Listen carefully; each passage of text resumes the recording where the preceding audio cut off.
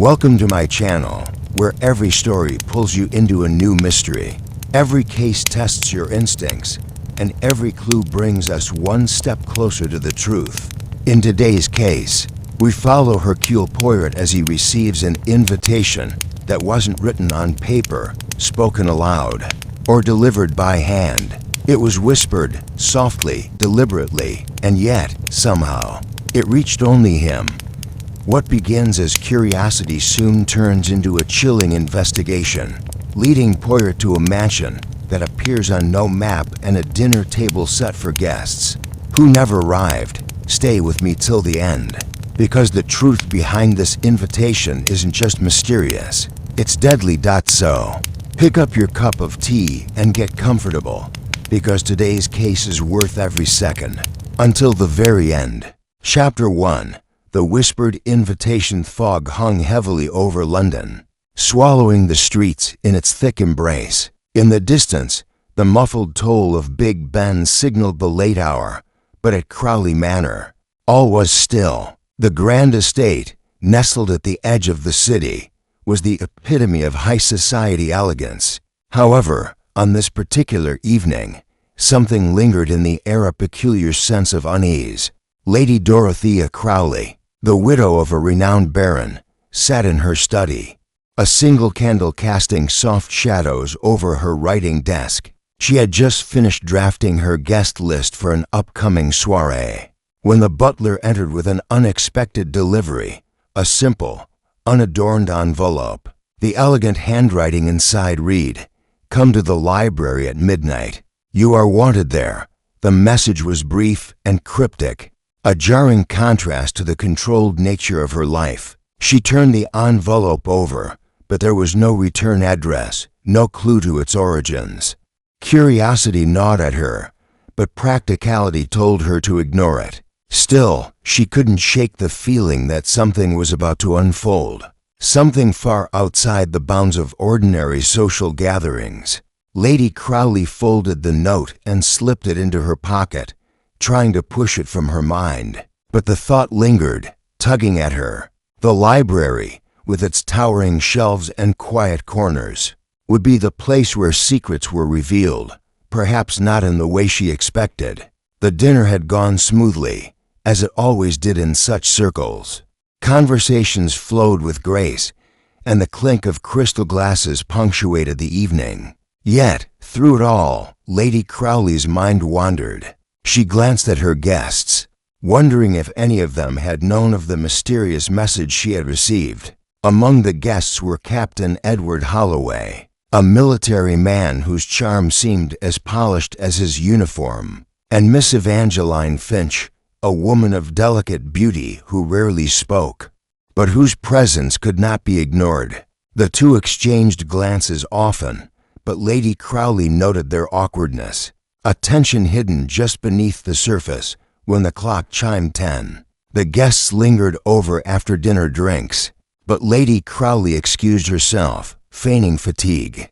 She ascended the grand staircase, her heels clicking softly on the marble floors. The house was eerily quiet, the only sound the distant murmur of voices below.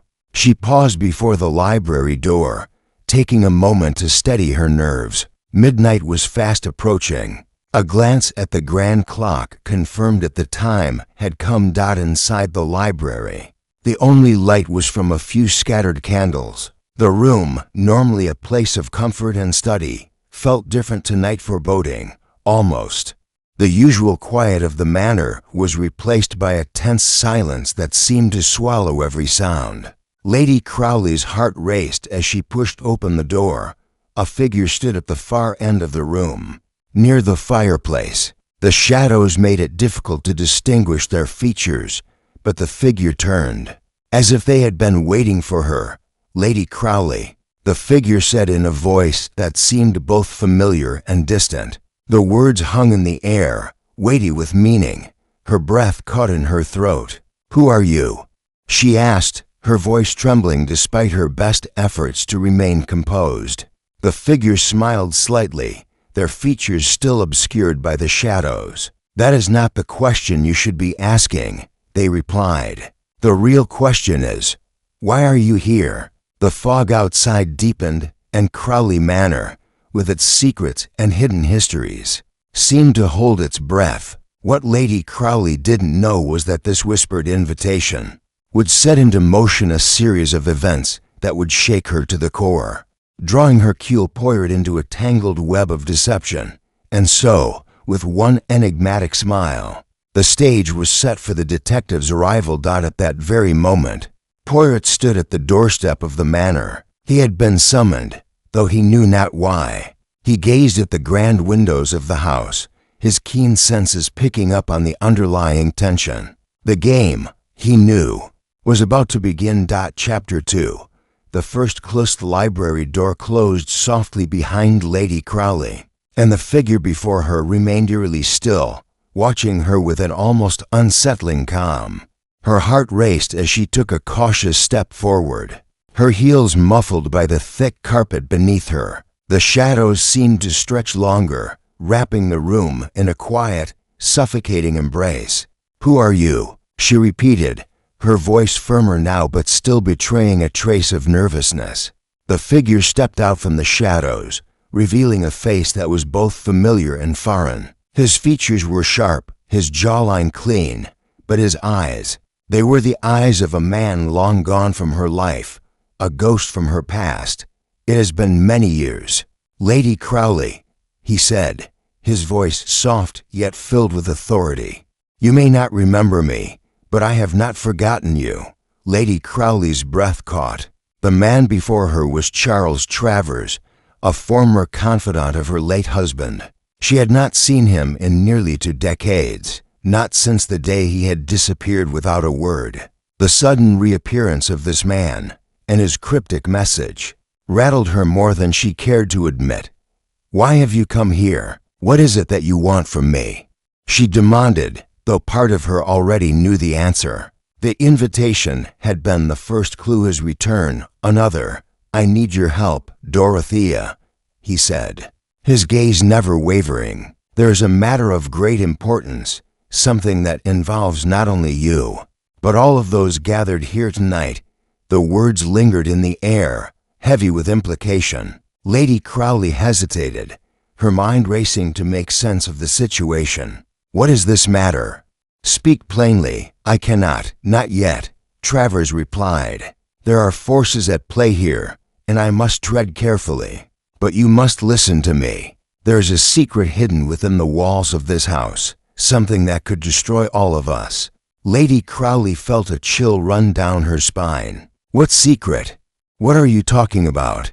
Travers' expression softened, and he stepped closer, lowering his voice to a near whisper. "The truth about your husband's death. It was no accident, Dorothea. He was murdered." Lady Crowley recoiled as if struck.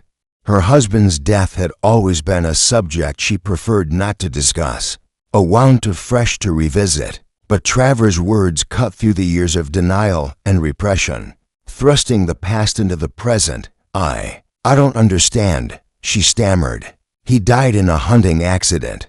That's what everyone said." "No, Dorothea. It was a carefully constructed lie," Travers said, his tone somber. "Someone wanted him dead, and that someone is still here, in this house."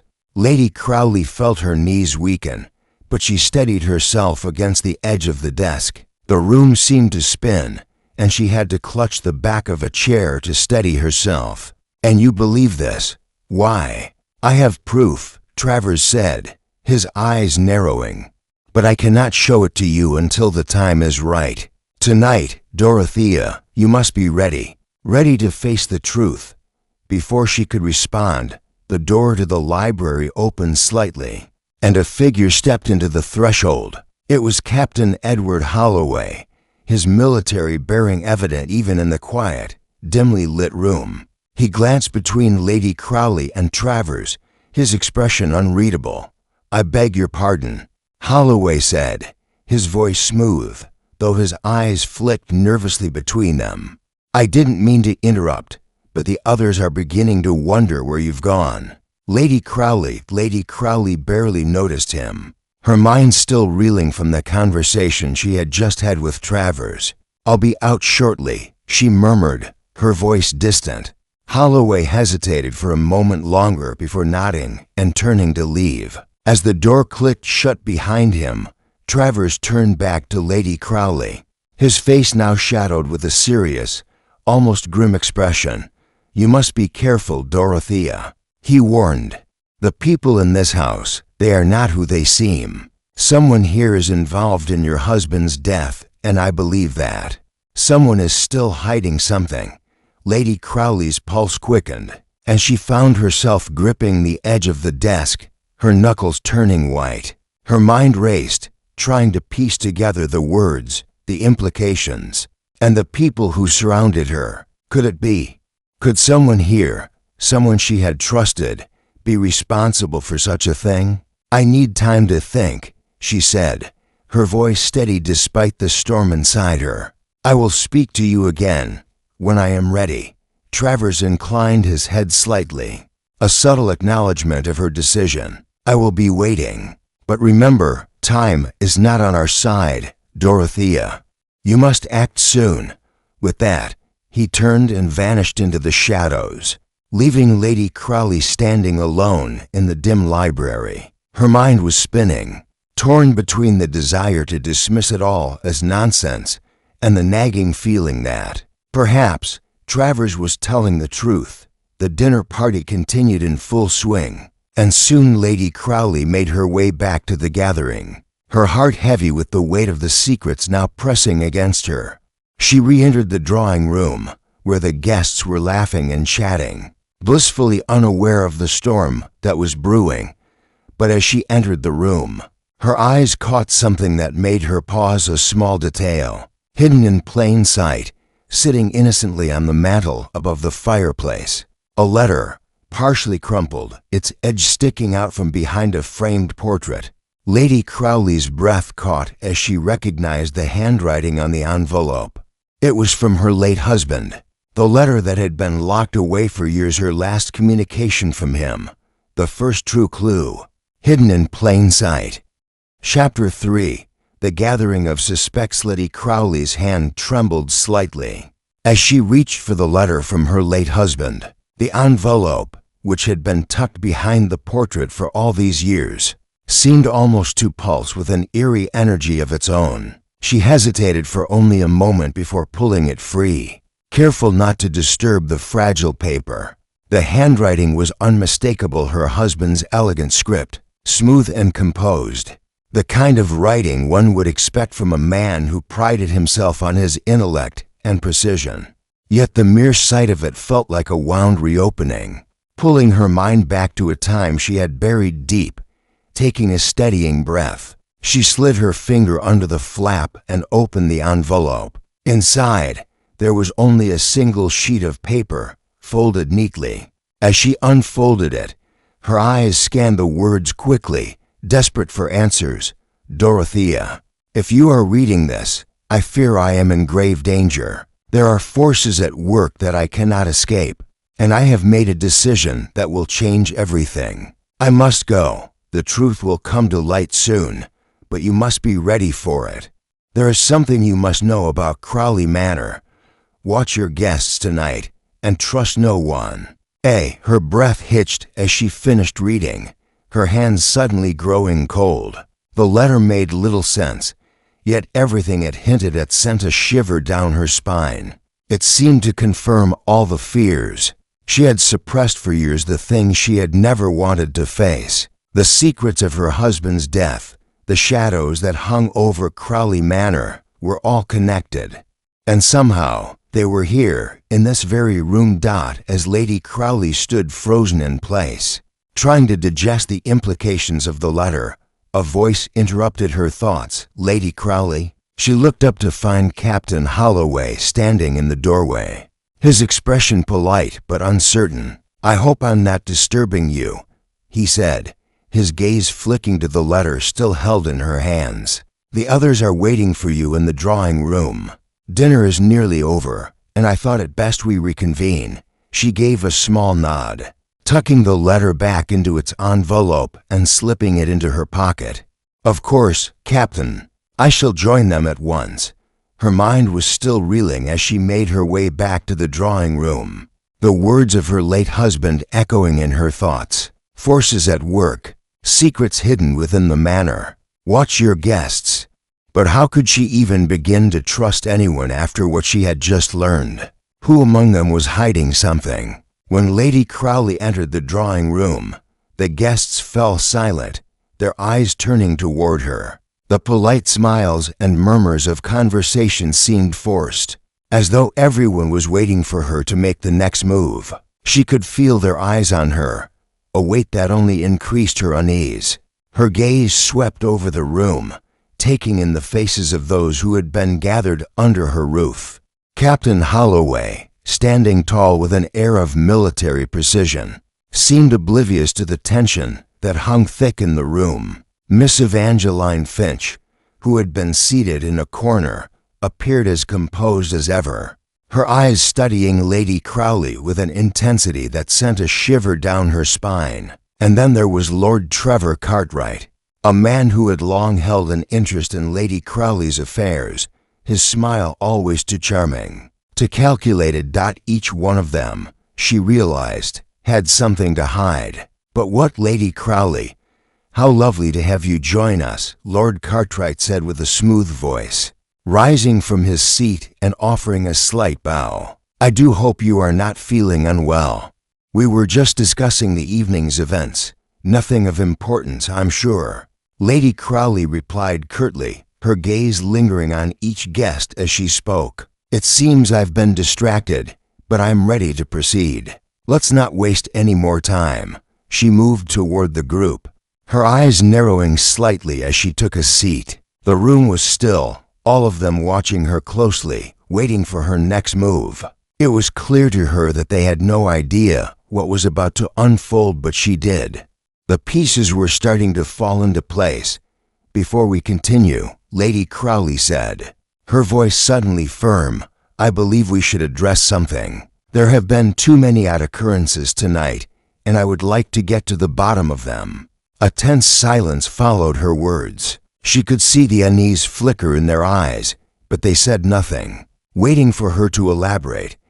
I believe that one of you has been hiding something from me, she continued, her gaze fixed on each of them in turn. And I intend to find out what it is. The air grew heavier as the tension in the room escalated.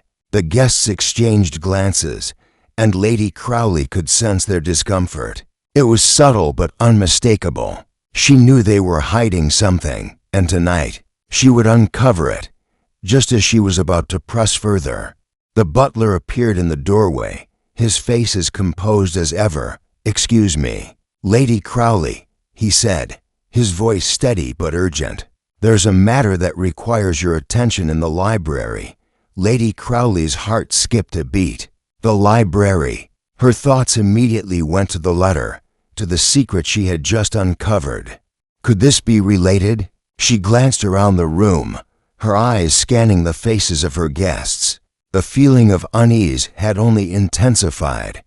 I'll be right there, she said quietly. Rising from her chair, the room fell into silence once more as she turned and left, the weight of the evening's revelations pressing down on her shoulders.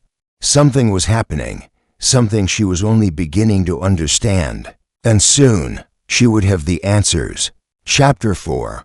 Poirot Arrivest library door creaked open as Lady Crowley entered, her mind still churning with the disquieting thoughts of the evening. The butler, a thin, unassuming man by the name of Smith, stood by the fireplace, his back slightly turned. The usual stillness of the room was shattered by the cold draft that had seeped through the cracks in the old wooden door.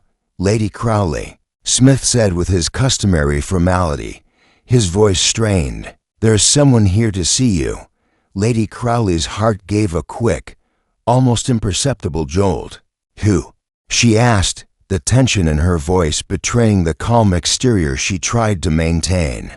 Smith stepped aside and gestured toward the figure standing in the shadowed corner of the room. As the figure stepped forward, Lady Crowley's breath caught. She had seen many faces in her time, but this one she recognized immediately.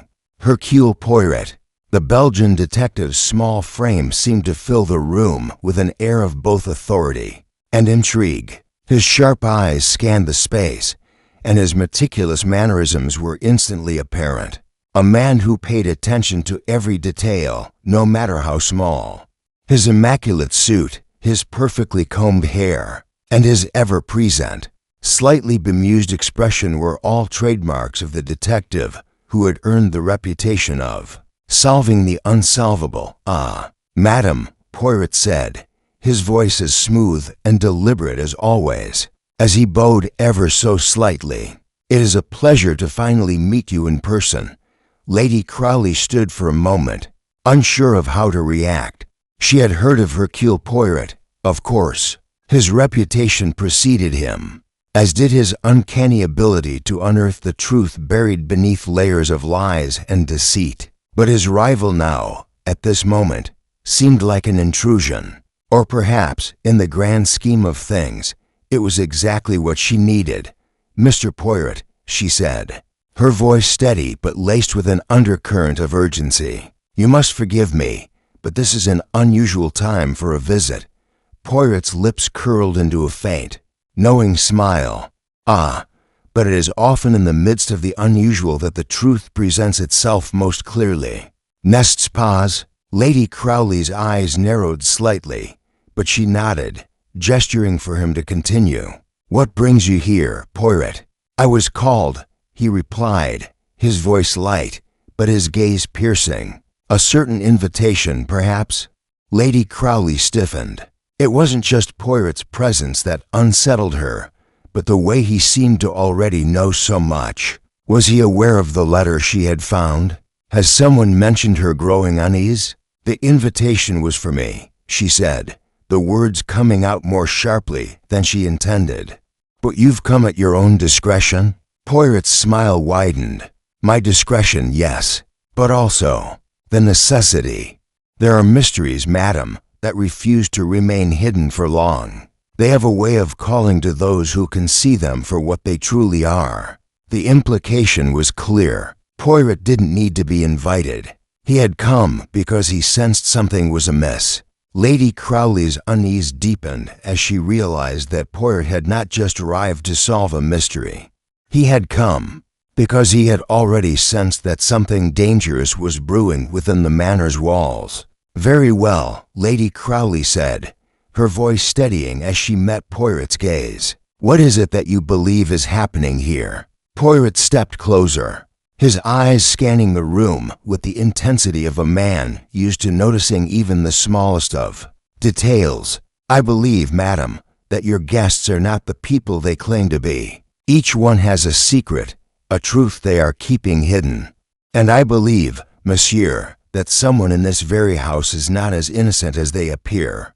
Lady Crowley's stomach tightened. It was exactly what she had feared. Travers' words echoed in her mind. "Watch your guests. Trust no one." She had tried to push the thought aside, but now, hearing it from Poirot himself, the weight of it became undeniable. "And you think this? The secret is connected to the death of my husband?"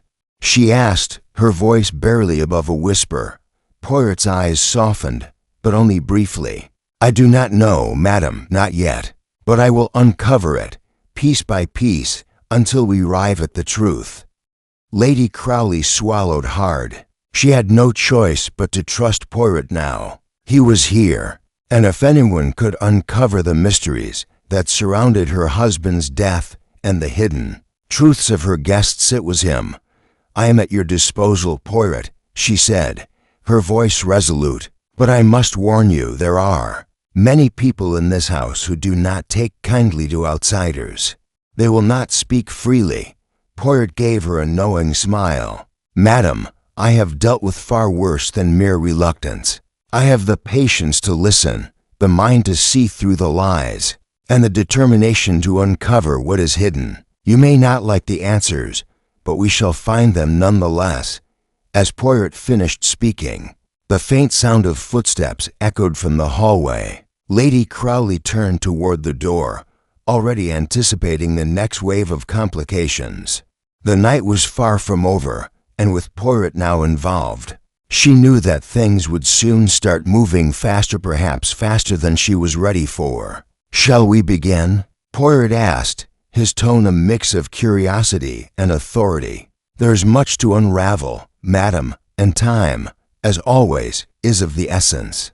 Lady Crowley took a deep breath and nodded, her resolve hardening. Tonight, the truth would come to light, no matter how dark or uncomfortable that truth might be.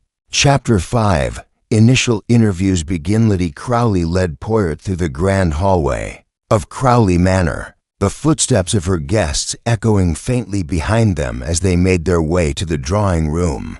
The atmosphere in the house felt tense now, charged with the energy of something inevitable unfolding. Lady Crowley couldn't help but feel the weight of every eye upon them. Every person in the room a potential suspect in the mystery that had only just begun to unravel.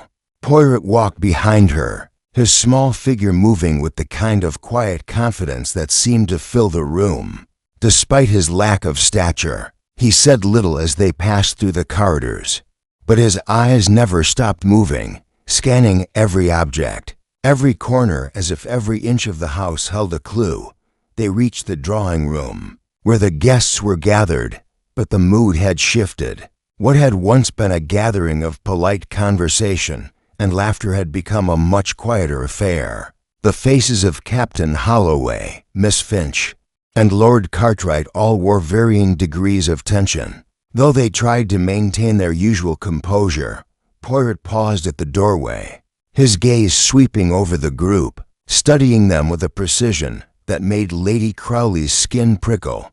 "Well, madam," Poirot said, his voice calm but laced with an intensity that seemed to draw the attention of everyone in the room. "I believe it is time to begin." Lady Crowley nodded, her hand gripping the back of a chair for support. She knew that this was only the beginning of what would likely be a long night, but it had to be done. The truth, no matter how unpleasant, had to be uncovered. "Gentlemen, Miss Finch," Lady Crowley said, her voice steady but strained, "I'm sure you are all wondering why we have gathered here at this late hour. I would like you to meet Monsieur Hercule Poirot, the renowned detective. He has kindly agreed to assist us with some matters that have recently come to light." Poirot gave a small bow, his demeanor polite but direct. "A pleasure," he said, his accent soft but clear. "I trust you all know that my presence here is not by choice. The circumstances, as it seems, have drawn me to your doorstep, and I am certain that, together, we will find the answers we seek." The guests exchanged wary glances, none of them speaking immediately. Captain Holloway cleared his throat first, his usual poise faltering slightly. "Lady Crowley, what exactly is going on?"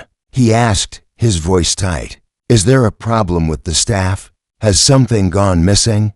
Or is this some sort of misunderstanding?" Lady Crowley's eyes flickered toward Poirot, her mind racing. She had hoped not to bring this up before the detective had finished his work, but it seemed there was no avoiding it now. "The issue, Captain Holloway," she said slowly, "is much more complicated than missing items or staff errors. It concerns the death of my late husband, and I fear there are truths hidden here, in this very house, that are yet to be revealed."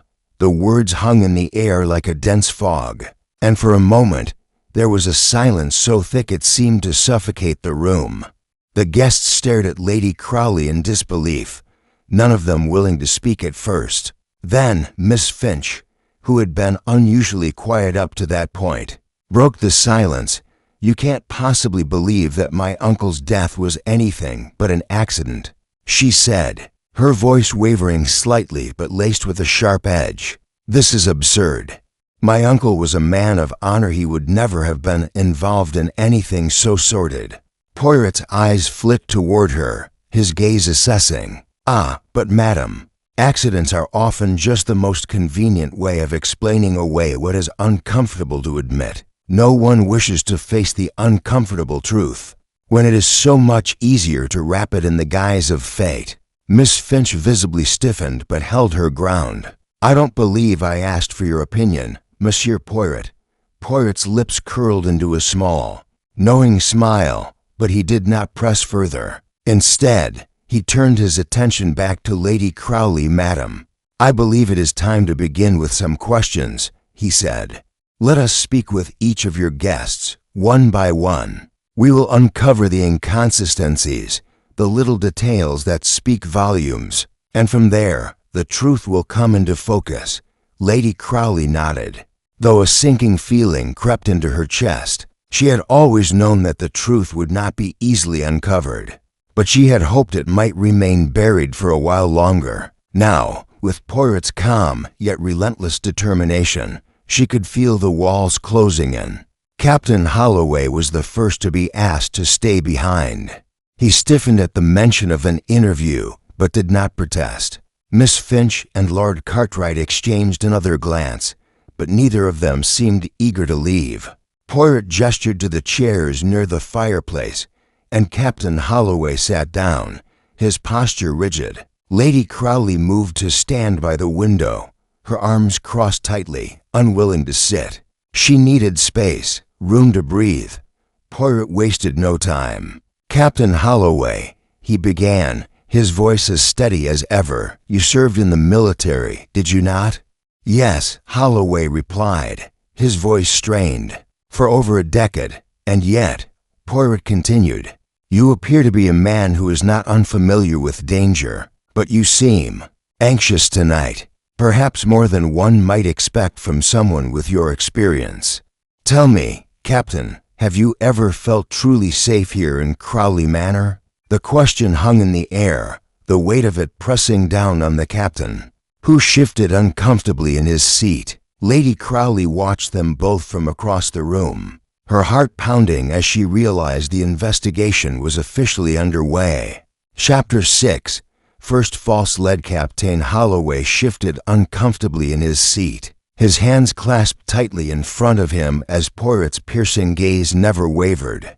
Lady Crowley stood across the room, watching the scene unfold with a mixture of apprehension and hope. This was the moment, the beginning of the unraveling. Poirot did not rush. Instead, he let the silence stretch, giving Holloway the time to feel the weight of his scrutiny. Finally, after a long pause, Poirot spoke again, his voice calm but deliberate. "Captain Holloway, your service in the military is impressive, I have no doubt," Poirot began. "But I must ask, why is it that, despite your experience, you seem to be unsettled tonight?" Holloway's jaw tightened, but he did not respond immediately. Instead, he shifted in his chair, as though struggling with the answer.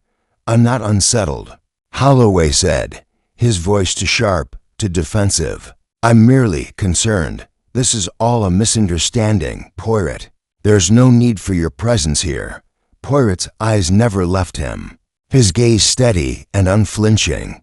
"Ah, but it is precisely because you say there is no need that I must investigate, mon ami. For when there is no need to act, that is when the truth hides the deepest. Your hesitation betrays you.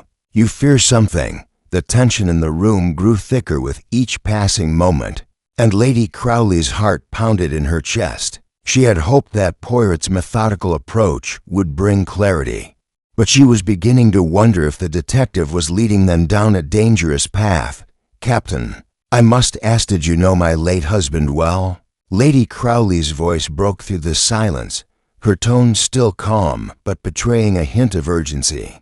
Holloway met her gaze, his expression guarded. "I knew him as any man in my line of work knows another. He was a respectable man, respected, of course.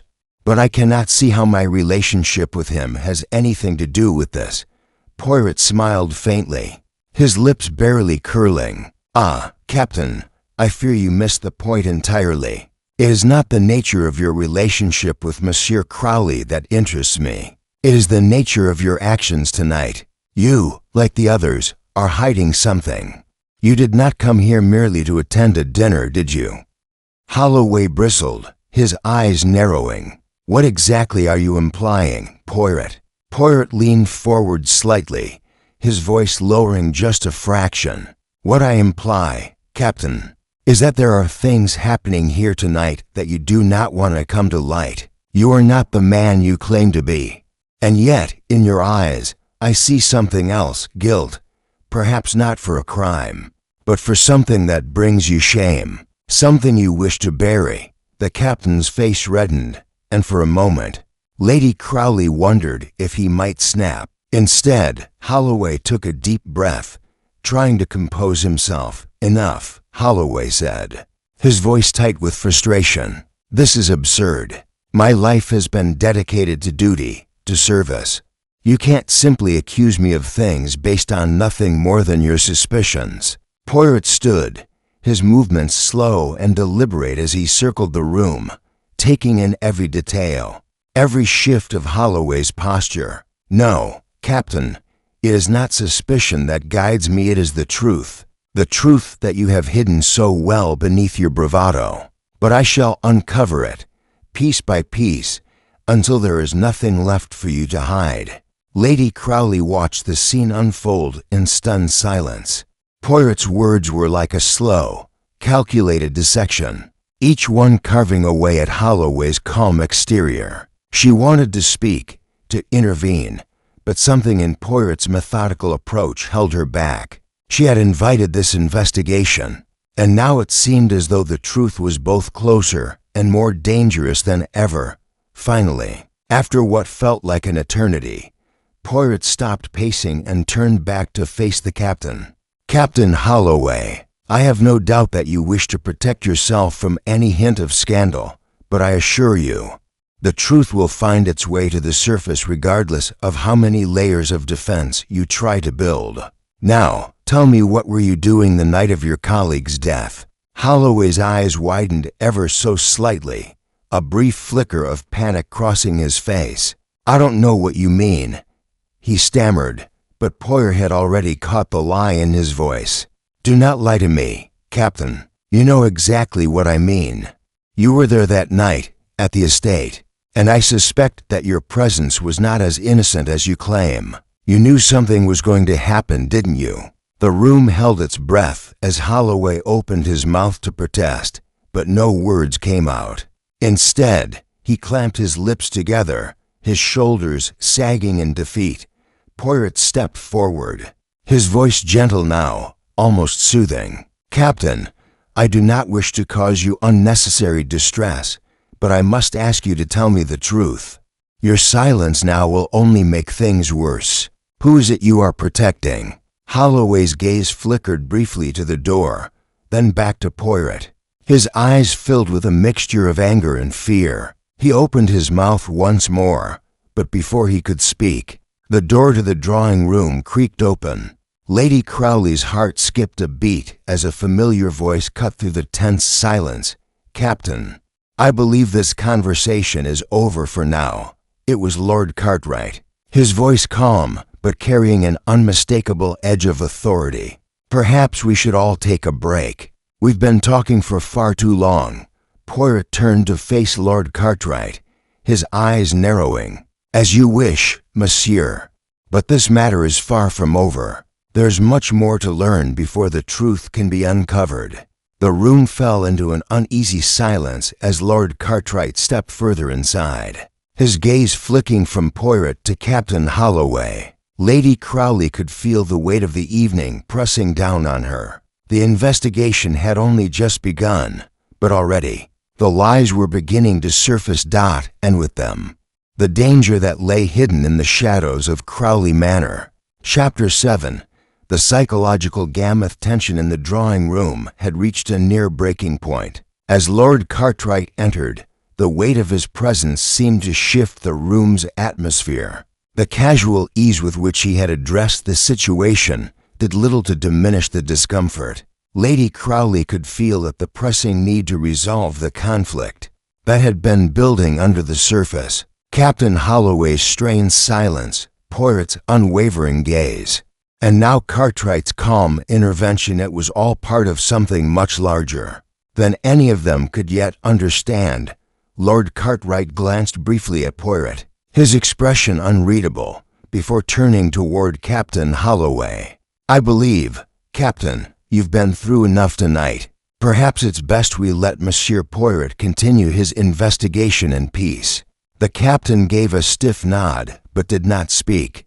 His shoulders slumped in resignation. Lady Crowley, who had been standing at the far end of the room, was now close enough to observe the subtle shift in Holloway's demeanor.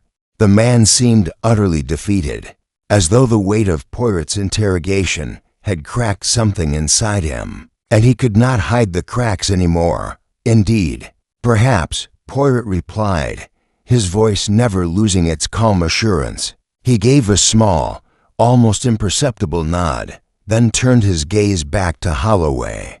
"But before you leave, Captain, I must ask one more thing.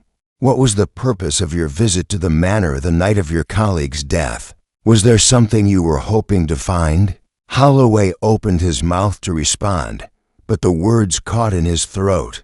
He stood up abruptly, pacing to the window and avoiding Poirot's scrutinizing gaze. For a moment, Lady Crowley thought he might break, but instead, he clenched his fists, muttering under his breath, "I have nothing more to say," he finally snapped, his voice hoarse. "This is a waste of time."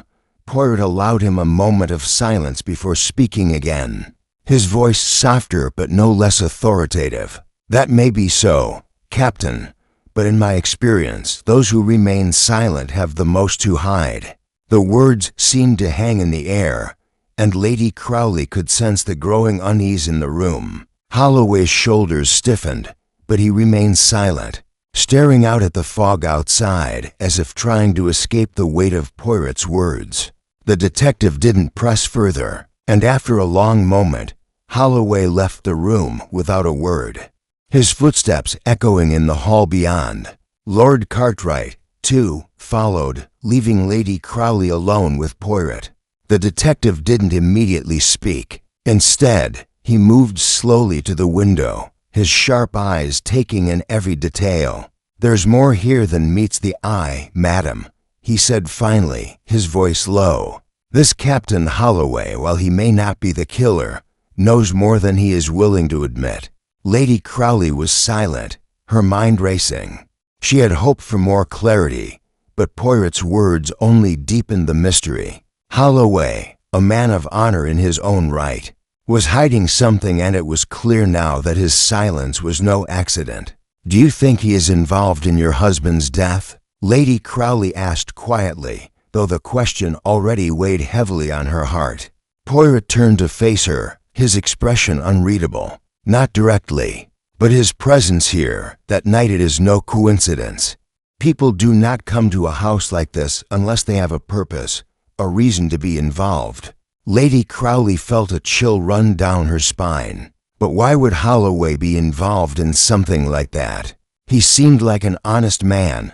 "Ah, madam, honesty is often a mask, a shield we use to hide our true intentions," Poirot replied, his eyes sharp as they fixed on her. "Captain Holloway's actions, his behavior tonight, tell me that there is something more he fears than merely the investigation."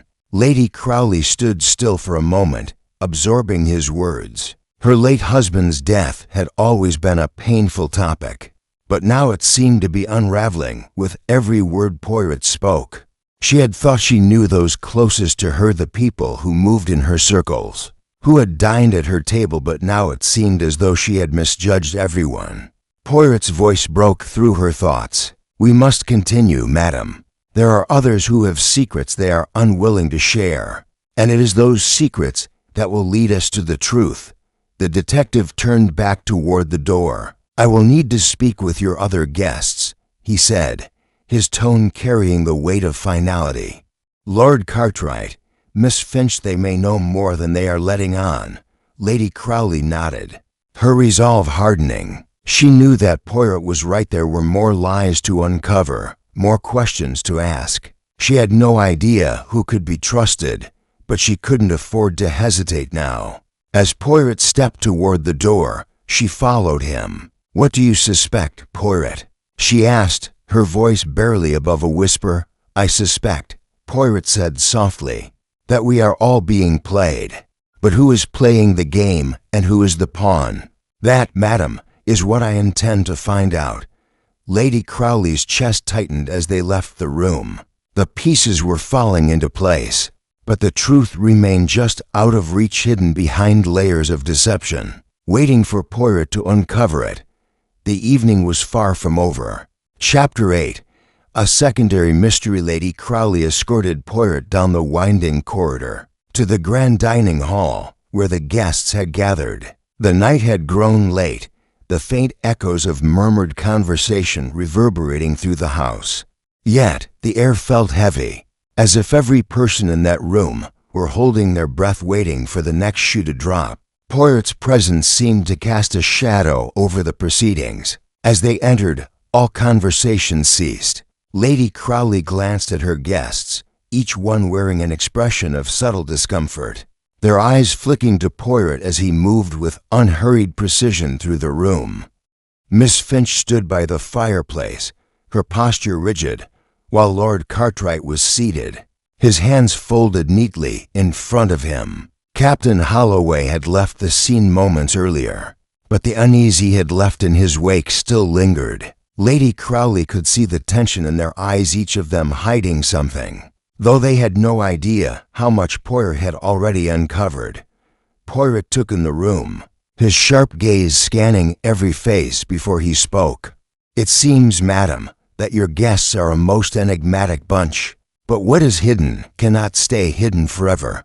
Lady Crowley's heart raced at his words, but she remained silent. It was clear that Poirot wasn't just here to ask questions, he was here to expose truths. Unpleasant, uncomfortable truths. Poirot nodded toward Miss Finch. "Miss Finch, a word, if you please." The young woman hesitated for only a moment, then nodded and followed Poirot as he gestured toward the adjacent sitting room. The others in the room watched with bated breath as the two left, the door closing softly behind them. Lady Crowley took a deep breath and turned toward Lord Cartwright. "Do you have anything to share, Cartwright?" Her voice was firm, yet tinged with a hint of vulnerability. She was as much a part of this web of secrets as they were. Cartwright, ever the poised gentleman, maintained his composure. "I don't know what you're asking, Lady Crowley," he said, his eyes betraying nothing. "But whatever it is, I assure you, I have nothing to hide." Before Lady Crowley could respond, Poirot's voice interrupted from the other room. "Madam, please join us. It seems we have stumbled upon something of interest." Lady Crowley's heart skipped a beat.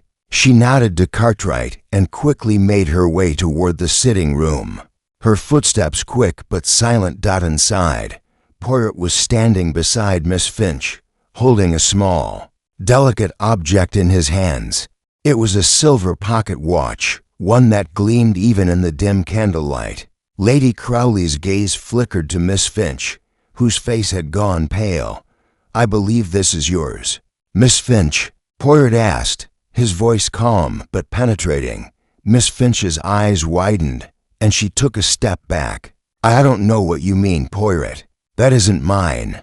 It must be someone else's." Poirot raised an eyebrow, his gaze unwavering. "Ah, but the engraving tells a different story, does it not?" He turned the pocket watch over, revealing a small inscription along the back, "To Evangeline. With love, from a friend." Lady Crowley glanced at Miss Finch, who had gone unnaturally still. "What is this, Miss Finch?" Lady Crowley asked, her voice edged with suspicion. Miss Finch's eyes darted around the room, and she swallowed hard. "It's nothing," she whispered. "It's just an old gift. I don't know where it came from. I haven't seen it in years." Poirot did not seem convinced. He handed the watch to Lady Crowley, who examined it carefully. The weight of the object in her hands felt oddly familiar, though she couldn't place why. There was something about the engraving that tugged at her memory, something that made her uneasy. "Why are you so hesitant to claim it?" Poirot asked, his voice gentle but probing. "Could it be that this watch is linked to something, or someone you would rather forget?" Miss Finch's lips parted as though she were about to speak, but no words came out. Instead, she looked toward the door, as if she might flee. Poirot stepped closer to her, his gaze softening slightly. "Miss Finch, you need not be afraid. But I must understand. There is more at play here than you realize. The truth, whatever it may be, will always find its way to the surface for a long moment." Miss Finch remained silent, her eyes cast downward. Finally, with a small, almost imperceptible sigh, she spoke. "I don't want to be involved in this. It's all too much, my uncle. He didn't deserve this." Lady Crowley felt a pang of guilt. She hadn't realized how much her guests, particularly Miss Finch, were being affected by the unraveling of the mystery. The emotions that had been bubbling beneath the surface were now starting to break free, and they were far more complicated than she had anticipated. "Tell me everything," Lady Crowley urged. "I need to know." Miss Finch hesitated, her fingers twisting nervously in her lap. "It's just that. I don't understand how it all happened. Uncle Alan's death was an accident, right? But this watch means something. It was from someone who was involved in something darker, and I don't know who else could be involved." Poirot's eyes narrowed as he studied her. "You know more than you are letting on, Miss Finch. This watch, this gift, it is part of something bigger, something that will reveal the truth behind your uncle's death." Before Miss Finch could respond, there was a sudden crash from the other room, a loud, jarring sound that echoed through the hallways of Crowley Manor. Lady Crowley and Poirot exchanged a glance before hurrying back toward the source of the noise. The game, it seemed, had shifted again. The mystery was far from over. In fact, with every new revelation, it seemed to be deepening further. Chapter 9. Hidden connections. The crash from the other room sent a ripple of panic through the group. Lady Crowley's heart raced as she rushed toward the source of the noise, Poirot close behind her. The guests had gathered in the hallway by the time they reached the scene. A toppled vase, shards of porcelain scattered across the floor, and Lord Cartwright standing nearby, his face pale and his eyes wide. "What happened?" Lady Crowley asked, her voice sharp as she scanned the room for answers. Lord Cartwright straightened, his hands still slightly trembling. "I wasn't paying attention. I just knocked it over. I didn't mean to." Lady Crowley's gaze flicked to the broken vase, then back to Cartwright. The man's reaction seemed genuine, but there was something about the way he spoke, his sudden unease, that made her pause. It was as if the vase had been an accident, but the tension in his shoulders suggested something more. Poirot stepped into the room, his eyes methodically scanning the scene. "Ah, monsieur, I think it is not the vase that interests me, but rather the circumstances surrounding it," he said, his voice as calm as ever. He knelt beside the shattered pieces, carefully inspecting the fragments on the floor. "A broken vase, oui. But there is a matter here that deserves further attention." Lady Crowley stepped closer to Poirot, her eyes narrowing. "What do you mean?" Poirot straightened, his expression pensive as he picked up a small piece of porcelain from the floor. "Notice the pattern on this fragment, madam," he said, holding it up for her to see. It was faint, but enough to be discerned, a delicate floral motif, the kind of design you would find on a fine set of china. "And what of it?" Lady Crowley asked, confused. Poirot's gaze shifted to the other guests, particularly Lord Cartwright. "This vase," he began, "was not simply an ornament. It was part of a set that I am quite familiar with. You see, this design is a rare pattern, associated with a particular family, one that has had a long history with your late husband." Lady Crowley's heart skipped a beat. She had heard rumors of rare china, antique collections, and inherited heirlooms, but this was different. This vase, this seemingly innocuous object, was tied to something much deeper. Lord Cartwright's face flushed as he shifted on his feet, his eyes darting to Miss Finch and then back to Poirot. "I don't see how this matters," he said quickly. "It's just an old vase, nothing more."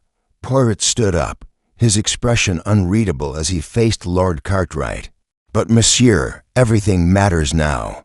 Every object, every detail, it all tells a story. And it is this story that we must uncover. You, monsieur, have been quite protective of the truth, but you cannot escape it forever.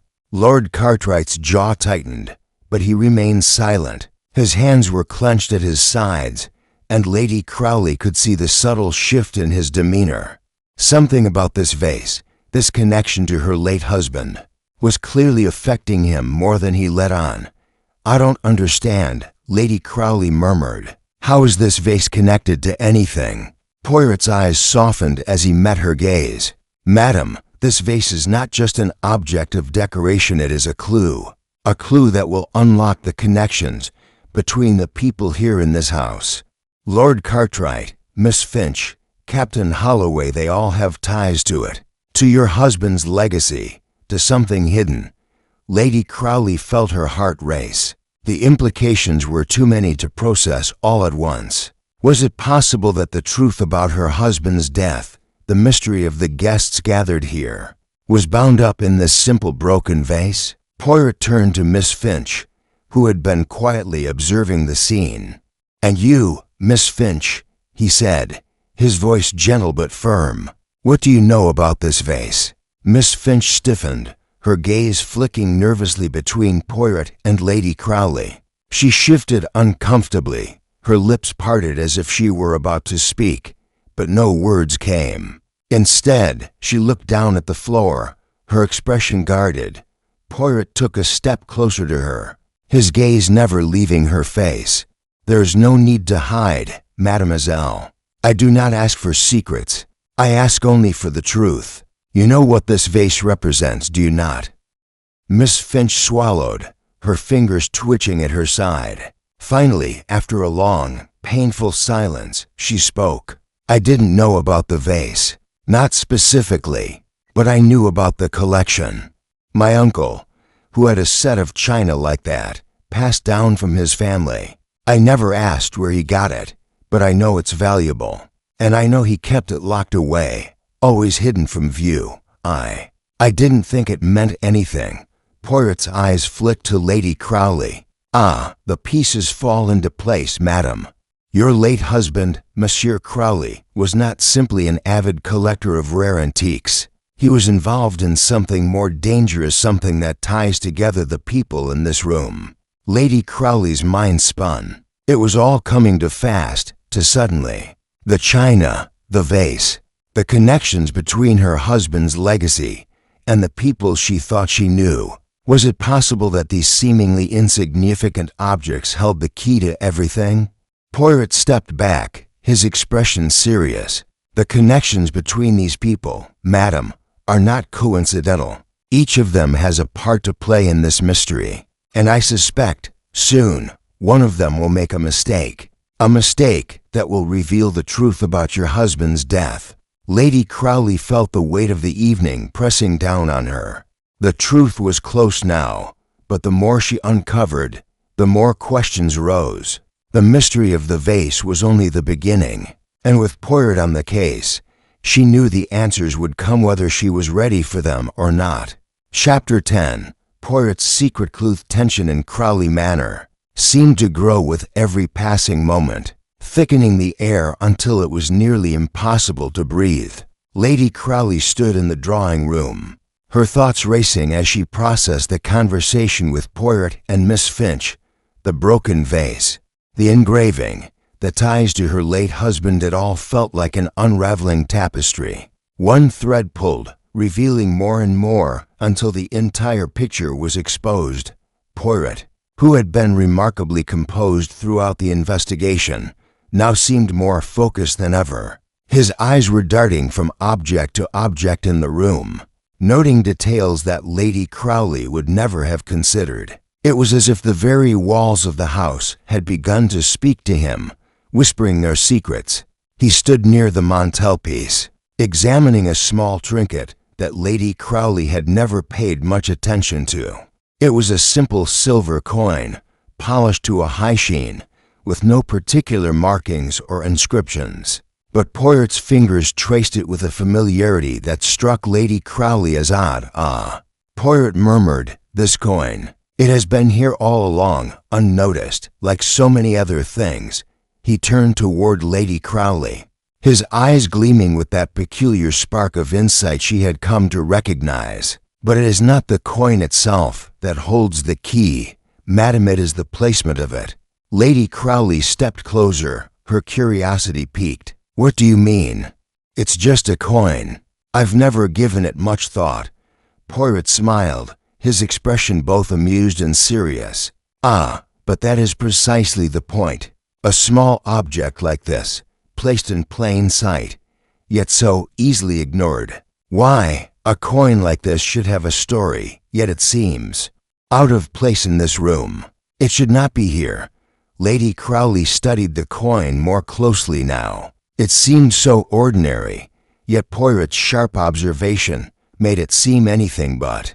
Do you think it's part of something more? Poirot nodded slowly, his fingers still brushing the edges of the coin. I do, madam. I believe it is part of a pattern, something you have overlooked. Just as I suspect you have overlooked the connections between the people in this room. Lady Crowley's stomach tightened. What are you suggesting, Poirot? That this coin is connected to my husband's death? Poirot's eyes met hers, and for a moment, Lady Crowley could have sworn he saw a flicker of something dark, something that hinted at the dangers still lurking in the shadows of her life. Not just the coin, madam. The pattern. This is a clue, yes, but a clue that will lead us to the truth behind your husband's demise. And I suspect, to the killer among us. Her breath caught in her throat. She had never fully allowed herself to consider the possibility that someone in her home, the people she had trusted, dined with, confided in, could be involved in such a crime. But the more she listened to Poirot, the more it seemed that the unthinkable was becoming an undeniable reality. Poirot turned away from the mantelpiece, his expression contemplative. He seemed to be piecing things together in his mind, the layers of the mystery slowly falling into place. Madam, I must ask you something, Poirot said, his voice softer now. Have you ever heard of the Crowley family's involvement with the rare collection your husband kept? Lady Crowley stiffened, her thoughts immediately turning to the china set, the vase, the china collection that Poirot had mentioned earlier. She had never given much thought to her husband's obsession with antiques, but now she wondered if she had been blind to something far darker than a mere collection. I know he had a collection of rare pieces, Lady Crowley said slowly, but I didn't know it was anything more than just a hobby, a passion of his. Why do you ask? Poirot's gaze remained fixed on her, his eyes sharp and knowing. Because, madam, I believe your husband's collection was not simply for enjoyment. It was a cover, a way of hiding something far more valuable. And it is not the antiques themselves that are important, but what they represent. Lady Crowley's heart raced. What are you implying? What does it represent? Poirot paused, his expression unreadable. I believe your husband was involved in something dangerous, something that people would kill to protect. And I believe the very people gathered here tonight, your guests, are tied to that danger. They have secrets, and those secrets are connected to your husband's death. A cold shiver ran down Lady Crowley's spine. She could feel the walls of the manor closing in around her, each moment drawing her closer to a truth she wasn't sure she was prepared to face. Are you saying that one of them is the killer? She asked, her voice barely a whisper. Poirot nodded, his face solemn. I believe so. But we must be cautious, madam. The killer will not reveal themselves easily. They will continue to lie, to deceive, to mislead us. But I will find the truth, piece by piece. Lady Crowley's mind was a whirl of conflicting thoughts and emotions. She had known that her husband's death had been shrouded in mystery, but the idea that it could have been something as sinister as murder by one of her own guests was almost too much to bear. But how? She asked, her voice trembling. How do we know who it is? Poirot's eyes softened, his tone gentle, but filled with the quiet assurance that had made him so famous. We watch, we observe, and we wait for the truth to reveal itself. As Poirot moved toward the door, Lady Crowley felt a sudden, overwhelming sense of foreboding. The game was afoot, but the cost of finding the truth was becoming clearer by the moment. Someone in this house would not leave unscathed, and that truth, once uncovered, would change everything. She had no choice now but to trust Poirot and pray that, by the end of this night, she would finally have the answers she so desperately needed. Chapter 11. Tensions. The quiet of the drawing room felt unnaturally heavy. As Poirot stepped back into the room, his movements measured, his expression unreadable. Lady Crowley could feel the tension in the air, thick and almost palpable. Every guest present seemed to be holding their breath, as though waiting for the other shoe to drop. The events of the night had set a chain of reactions in motion, each one adding a layer of complexity to the already tangled web of secrets surrounding Crowley Manor. Lady Crowley had not yet fully processed the enormity of what Poirot had suggested, that someone in this room, someone she had invited into her home, was responsible for her husband's death. The thought was a bitter pill to swallow, and the more she thought about it, the more impossible it seemed. But Poirot's quiet confidence, his ability to read people and situations, left her with little room to doubt. "What now, Poirot?" Lady Crowley asked quietly, her voice trembling slightly despite her efforts to remain composed. "You've uncovered so many connections, so many secrets. What do we do next?" Poirot's eyes softened as he regarded her. "Madam, we continue. We observe. We wait for the killer to make their next move. Everyone here is a suspect, and the game is not yet over. But do not worry, madam, I will not allow this to go unresolved." The words hung in the air, and for a long moment, the room was silent. The guests remained seated, their eyes flickering between Poirot and Lady Crowley. But none of them spoke. It was as though they were all waiting for something, an answer. A revelation, a confession. Poirot's gaze shifted to Miss Finch, who had been standing by the fireplace, her arms crossed tightly over her chest. She seemed, for once, lost in thought, her expression unreadable. Her earlier nervousness had returned, and Lady Crowley noted that Miss Finch was avoiding her gaze. It was subtle, but there was something in the way she held herself, something that suggested she had more to hide than she had let on. "Miss Finch," Poirot said, his voice breaking the silence, "I believe we need to speak once more." The young woman stiffened, her eyes flicking nervously to Poirot before darting away. "What more do you want from me?" she asked, her voice shaky, but laced with a defensive edge. Poirot stepped forward, his demeanor calm and composed, but there was a sharpness in his eyes that cut through the tension. "I want the truth, Miss Finch. You know something about your uncle's death, something you have not yet told us. You cannot hide it any longer." Miss Finch's breath caught in her throat, and for a moment, it seemed as though she might speak, but then she closed her mouth again, her face pale and her lips trembling. The silence stretched on, heavy and unbearable, before she finally spoke. I didn't want to be involved in all of this," she said, her voice small and uncertain. "But my uncle, he wasn't the man everyone thought he was. He was in trouble. He had debts, bad ones, and he was trying to hide it from everyone. He was afraid of what would happen if people found out." Lady Crowley leaned forward, her curiosity piqued. "What do you mean by debts, Miss Finch?" Miss Finch hesitated, her eyes darting toward Lord Cartwright, who was seated nearby, watching the conversation unfold with a strange expression. She seemed to gather her courage before continuing. "I don't know the full extent of it," she said, her voice trembling, "but my uncle had been borrowing money from unsavory people. I tried to warn him, but he wouldn't listen. He said it was just temporary, that everything would be fine. But I'm afraid it wasn't. He was caught up in something dangerous. I think that's why he was killed." Lady Crowley's stomach dropped. The idea that her late husband's death had been tied to debts, to danger, was unsettling. But the more Miss Finch spoke, the more it seemed that everything in the manor was connected, tangled in a way that couldn't be ignored. Poirot studied Miss Finch carefully, his gaze never leaving her face. Who were these people your uncle owed money to? You must know something more. Miss Finch shook her head, her hands trembling at her sides. I don't know their names, but I do know one thing: whoever they were, they had the power to make people disappear. My uncle wasn't the only one. There were others, too, people who had disappeared after crossing them. Poirot's eyes narrowed, his expression serious. And did your uncle ever mention anything specific about these people? Anything that might give us a clue about who is involved?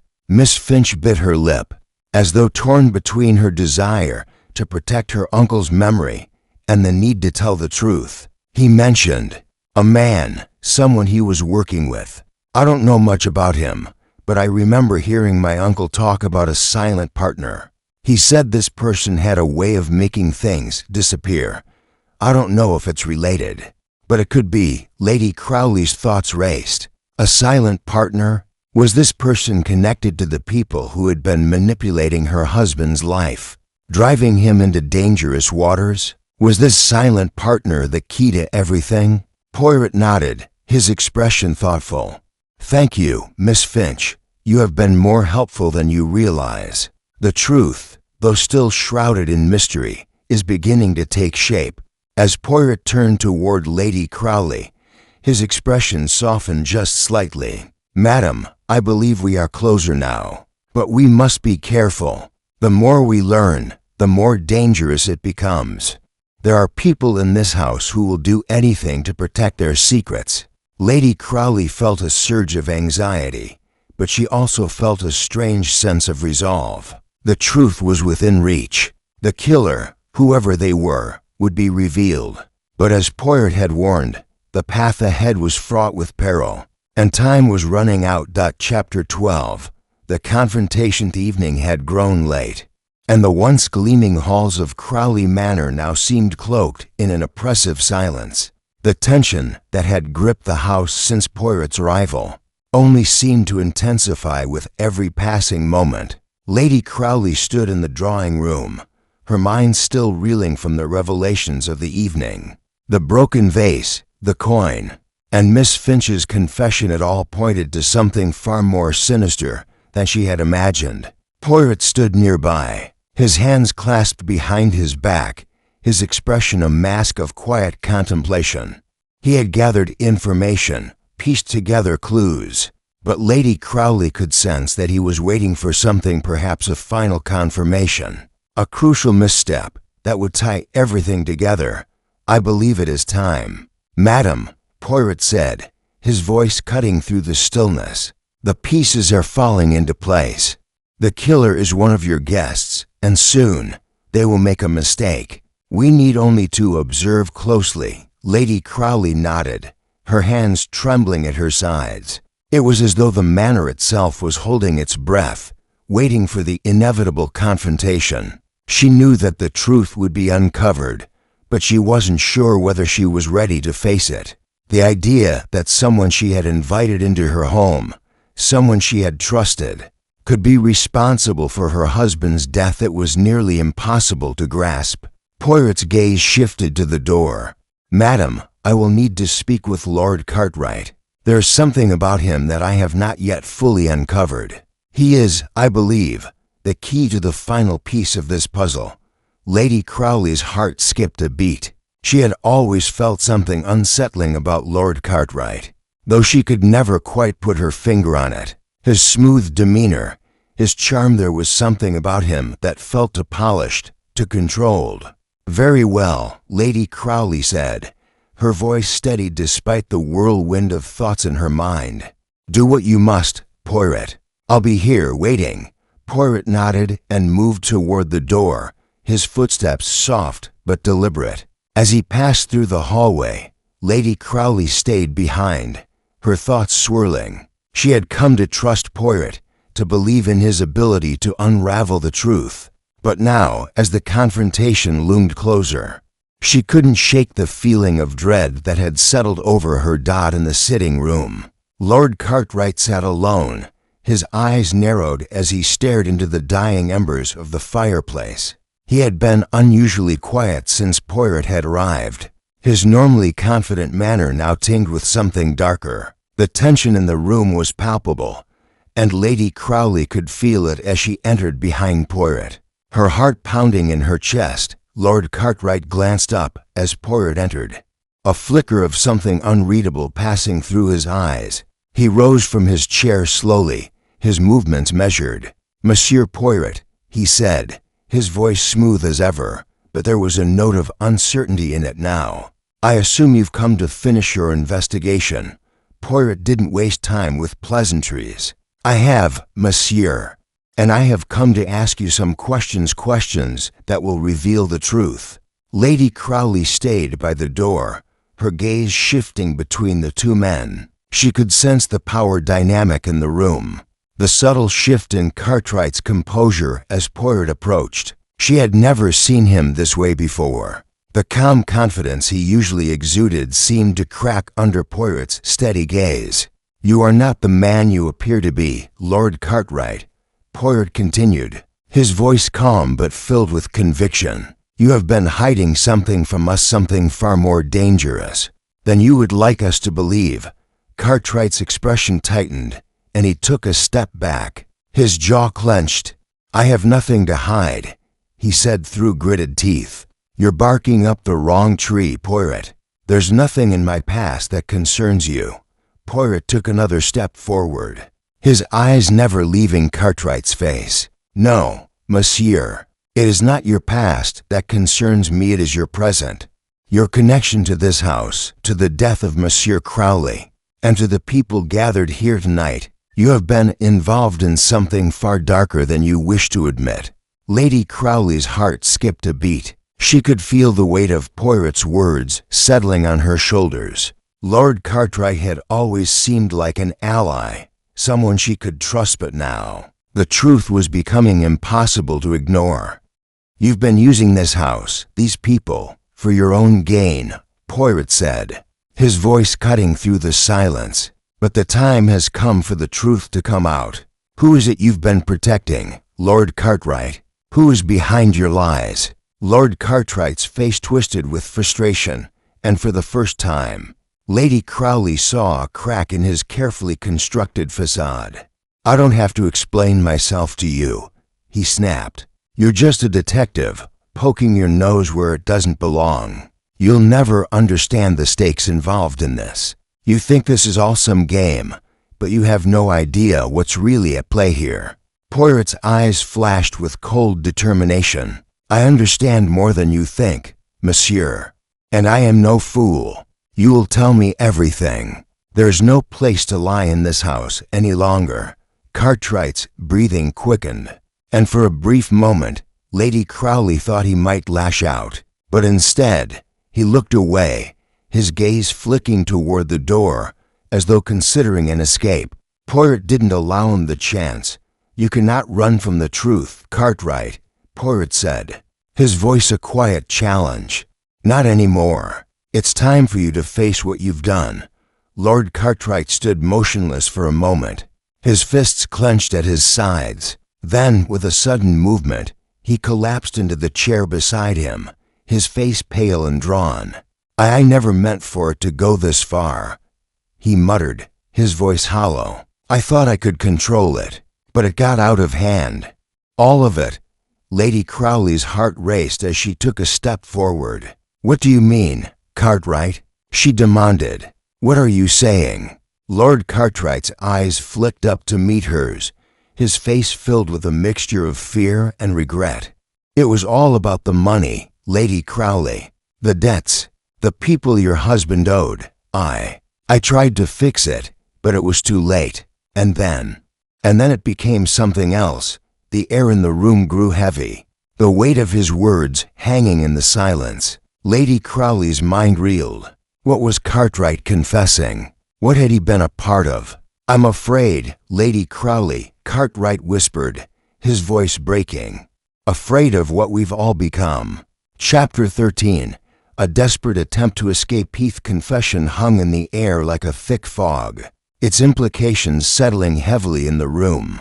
Lord Cartwright's words echoed in Lady Crowley's mind, but she could scarcely process them. It was all about the money. She had heard those words before, in different contexts, but never in relation to her husband's death. Her mind raced as she tried to piece together what Cartwright had just revealed. Poirot stood motionless, his gaze fixed on Cartwright.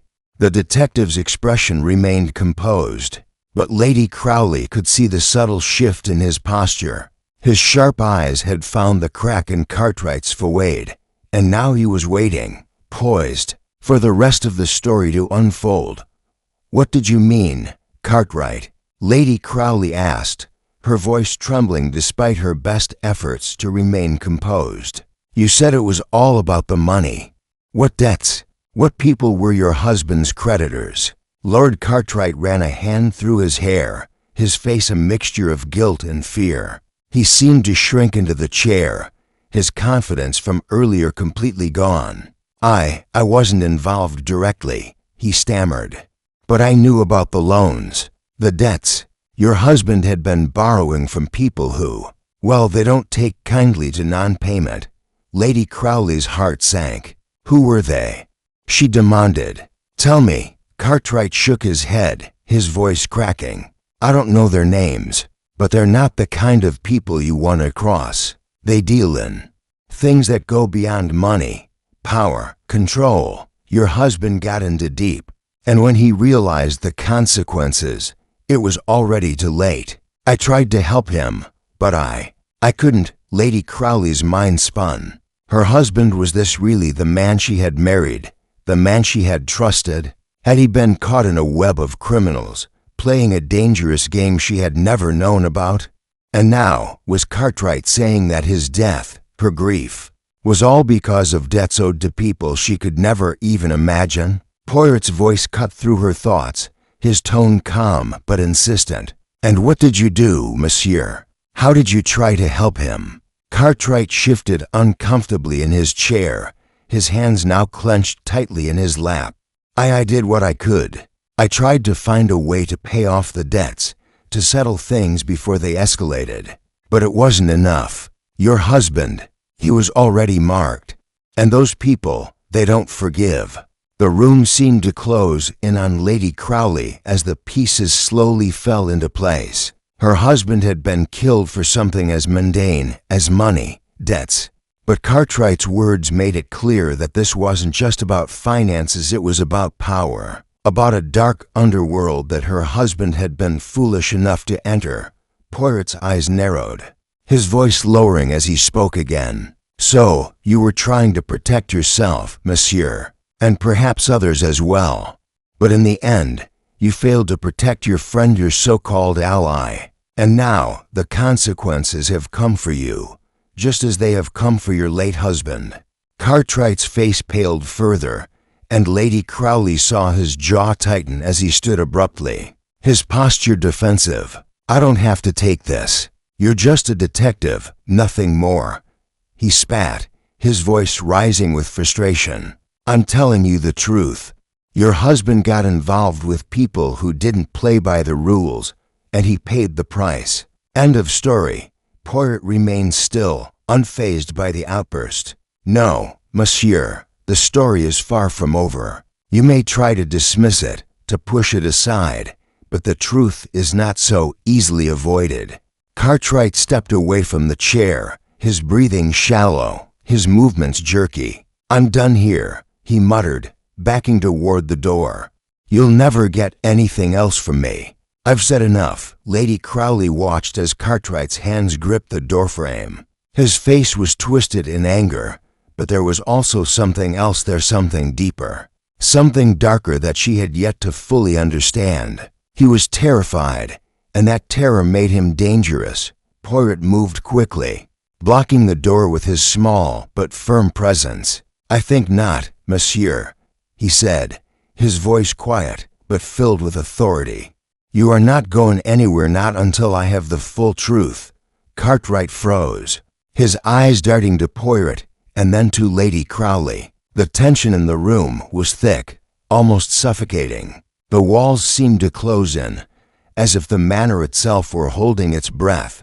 For a long moment, Cartwright remained motionless. Lady Crowley could see the conflict in his eyes. He was weighing his options, calculating whether to break free or to face the truth. His gaze shifted once more to Poirot, and Lady Crowley saw a flicker of realization pass across his face.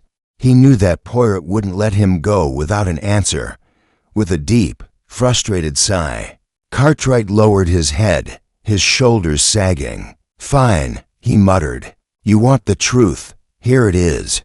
Your husband was killed because he crossed the wrong people. I didn't want to be involved, but I couldn't stand by and let them destroy everything. I thought I could stop it, but I couldn't, and now we're all paying the price." The weight of his words hung in the air like an oppressive storm cloud. Lady Crowley's mind raced as she absorbed the gravity of what Cartwright had just confessed. The killer, whoever they were, wasn't just someone who wanted money. They wanted power, control, and her husband had become their pawn. Before Lady Crowley could speak, Poirot's voice interrupted once again. "And who, monsieur, would these wrong people be?" But Cartwright didn't answer. Instead, his eyes darted toward the window, his chest rising and falling rapidly as though contemplating an escape. Lady Crowley felt the tension in the room snap like a taut rope hand in that moment. She knew that Cartwright was preparing for something drastic. In one swift motion, he bolted for the door, his movements frantic. Poirot, ever observant, was already on the move. "Madam, stay back," he called, but it was too late. Lord Cartwright made his move, and as he pushed the door open, it was clear he was not only running from the truth, but he was running from something far more dangerous than either of them could have imagined. Chapter 14. The final piece falls into Placide. Door slammed shut behind Lord Cartwright with an explosive force that echoed through the quiet halls of Crowley Manor. Lady Crowley stood frozen, her heart racing, her mind scrambling to comprehend the moment that had just unfolded. Lord Cartwright, who had been so composed, so sure of himself, was now fleeing, leaving behind a trail of half-truths and veiled confessions. Poirot, however, remained calm. He took a step forward, his gaze fixed on the closed door, his expression thoughtful. "Do not be alarmed, madam," Poirot said softly, his tone reassuring. "We are very close now. This moment is simply another piece falling into place." Lady Crowley nodded, though her pulse continued to thrum in her ears. She had never imagined this kind of confrontation. Cartwright had always seemed like a pillar of the community, someone who held sway over every situation. Yet now, she saw him for what he truly was, a man driven by fear, hiding behind lies and half-hearted defenses. What had he been trying to escape? "Poirot," she asked, her voice steady but filled with uncertainty, "do you believe Cartwright is the one responsible? Did he kill my husband?" Poirot remained silent for a moment, his eyes still fixed on the door where Cartwright had just disappeared. "No, madam, I do not believe he is the killer, but he knows more than he is letting on, and he is deeply entangled in this web of deceit." Lady Crowley took a step closer to him, her mind swirling. "Then who is responsible? You must know something more. We're running out of time, Poirot. I can feel it." Poirot turned to face her, his expression as calm as ever, but his eyes were sharp with intent. "Madam, this mystery is far more intricate than simply pointing to one person. There are layers here, layers of people, relationships, secrets, all of which are interconnected. What Cartwright has told us, while not unimportant, is just the beginning. There is one final piece, a clue that will reveal everything." Lady Crowley felt a sudden chill run down her spine. "What clue?" she asked. "What are you waiting for?" Poirot's lips curved into a small, knowing smile. "Ah, madam, I am not waiting. I have been waiting for the right moment to make my move." And I believe that moment is now. Lady Crowley looked at him, her heart pounding in her chest. The air in the room had shifted, becoming heavier, more charged.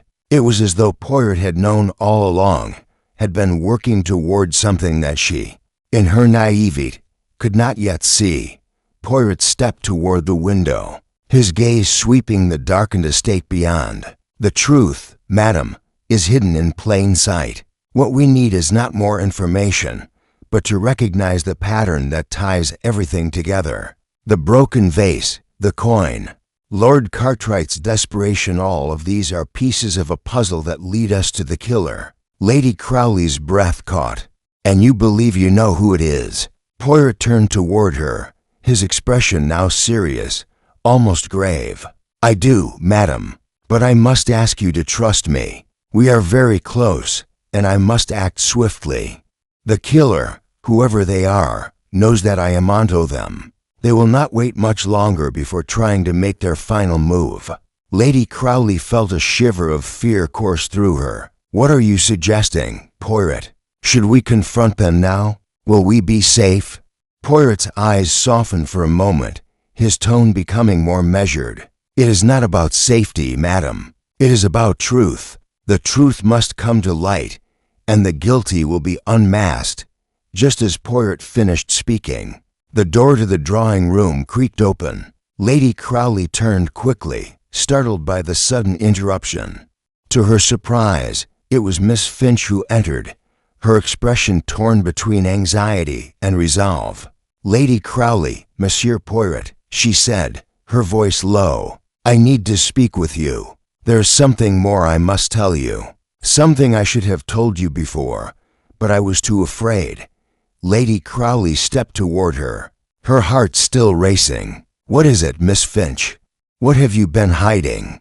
Miss Finch hesitated, then took a deep breath. It's about the day of my uncle's death. I wasn't just a bystander, Lady Crowley. I was involved. I knew something was going to happen. My uncle had been acting strange in the days leading up to it. He was scared, Lady Crowley, scared of someone. But he wouldn't tell me who. I should have done something, I know now, but I was too afraid to confront him about it. Poirot's sharp gaze never wavered as he studied Miss Finch. Go on, mademoiselle. Tell us everything you know.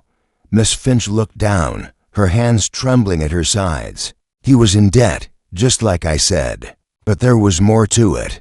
There was a man who had come to the house the night of his death.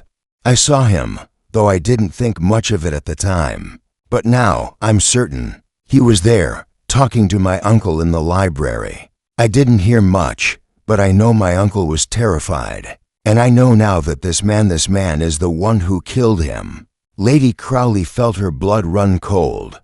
Who was he? Did you see his face? Miss Finch shook her head, her voice barely a whisper. I didn't see his face clearly, but he was tall with dark hair. I don't know who he was, but I remember something. My uncle called him by name. He said, I will pay you back, I swear it. And then I heard the sound of something falling. Poirot stepped forward, his voice steady but filled with intent. The pieces are aligning, madam. The man Miss Finch describes is the key. He is the one who killed your husband. And now we must find him before it's too late.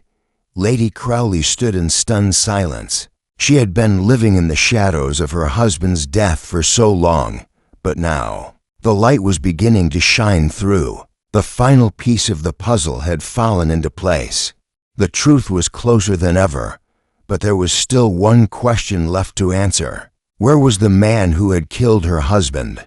Chapter 15. The final gathering. Quiet murmur of the house seemed to grow louder in Lady Crowley's ears as she absorbed the weight of Miss Finch's words. The man who had killed her husband was someone unknown, but the fear in Miss Finch's voice made it clear. This wasn't just a simple crime of passion or greed. It was something much darker, entangled with debts, hidden dealings, and a shadowy figure whose presence had haunted Crowley Manor long before her husband's death. Poirot stood still, his fingers tapping lightly on his chin as he processed the new information. His mind, like a finely tuned machine, was already piecing together the various elements of the case. Lady Crowley, on the other hand, felt as though the walls were closing in. Each revelation seemed to bring her closer to the truth, but further from the calm life she had once known. "I knew I should have told you sooner," Miss Finch murmured, her voice trembling with guilt. "But I was too scared. I thought it would be better if I kept quiet." Poirot turned to face her, his expression gentle but firm. "Mademoiselle, fear is a powerful force, but it is no match for the truth. And it is that truth that will set you free." Lady Crowley nodded slowly, the words sinking in. "But who is this man? Who is the one who killed my husband?" "We have so little to go on." Poirot's eyes narrowed thoughtfully, and he glanced at the others in the room. He had already gathered much information, but the key to unlocking the final mystery had eluded him. For a moment, the room was thick with silence, the stillness only broken by the crackling of the fire in the hearth. "The key to this puzzle," Poirot said slowly, "lies with the man your husband feared. We know he was involved with the debts, with people who would stop at nothing to get what they were owed. But it is not enough to simply know the man was here. We must uncover who he is, what he wants, and why your husband's life was so easily discarded." Lady Crowley felt a chill run down her spine as the implications of Poirot's words settled over her. She could feel the walls closing in on her, the realization that the danger was still very much present. The killer, whoever he was not far, and Poirot's words only confirmed what she had feared. There was no escaping the consequences of the past. Just then, there was a knock at the door, interrupting her thoughts. Lady Crowley's heart skipped a beat. "Who is it?" she called, her voice strained. The butler's voice came from the hallway. "It's Lord Cartwright, madam. He insists on speaking with you immediately." Lady Crowley glanced at Poirot, who gave a small nod. "Let him in, but remain vigilant, madam. Cartwright may have more to say whether he is ready to speak or not." The door creaked open, and Lord Cartwright entered, his face drawn and pale. He looked like a man who had not slept in days, his eyes haunted, as though the weight of his own actions had begun to consume him. "Lady Crowley," Cartwright said, his voice strained, "I need to speak with you. I've made a terrible mistake." Lady Crowley's heart sank, her suspicions about Cartwright only growing stronger. "What is it, Cartwright?" she asked, her voice barely a whisper. "What have you done?" Cartwright stepped into the room, his hands wringing together as he spoke. "It's not just about the debts. There's more to it, much more. Your husband, he wasn't the only one at risk. I didn't want you to know, but you must. The man who killed your husband, the one you've been searching for, he's here, at this very moment." Lady Crowley's breath caught in her throat. "What do you mean? Who is he? Where is he?" Cartwright's face twisted in agony, as though the words were physically painful for him to speak. I've been covering for him. He's been here the whole time, under my nose. I never suspected him. He's been pretending to be one of us, blending in with the rest of the guests." Lady Crowley's heart pounded in her chest. "You're telling me that the killer is still in this house?" Cartwright nodded, his face pale. "Yes, and I'm afraid it's someone you would never suspect. He's been working with me, helping to cover up everything. He's been hiding in plain sight." Poirot's gaze flicked toward Cartwright, his sharp eyes reading the man like a book. "Who is it, monsieur?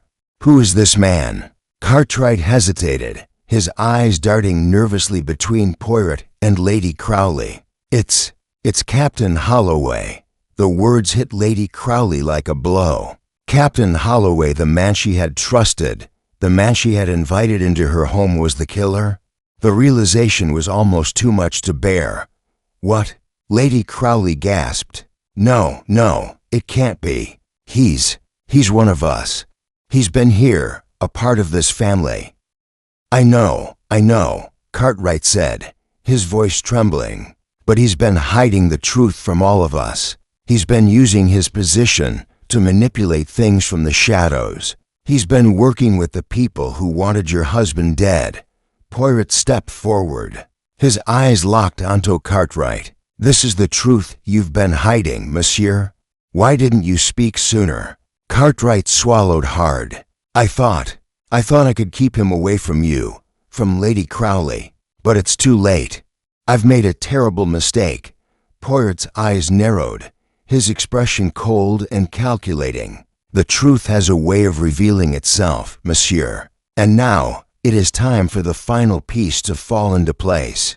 The room was thick with tension as the pieces of the puzzle finally began to fit together. The killer was in the room right under their noses and the game was far from over. The final confrontation was about to begin.